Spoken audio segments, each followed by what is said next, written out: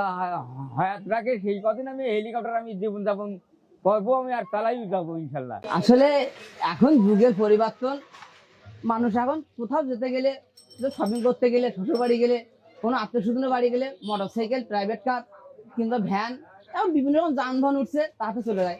কিন্তু আগে এক সময় ছিল, আমার বাচ্চা দাদার আমলে, দাদা আমলে হেলিকপ্টার যেত। এটা আমার ভালো লাগে। আমি 30 বছর আগের থেকে চাই সাইকেলটা, হেলিকপ্টার আমি চালাই। আমি এই মানে যে কদিন আল্লাহ রাখে সেই কদিন আমি আশা করি হেলিকপ্টার চালাই যাবো।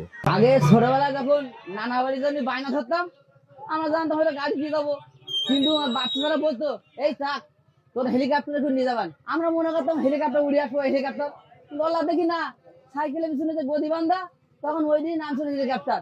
এই হেলিকপ্টারে কত কিছু, সামনে বসতাম আমরা, বাচ্চারা সাইকেলের পিছনে বসতো, হেলিকপ্টারে মাঝখানে একদম চালাই দিত সাইকেল। ওই ছিল মজা। আসলে ওই জিনিসটা আসলে ছোটবেলার ওই নদীতে আস্তে হারিয়ে গেছে আমাদের মাঝে থেকে।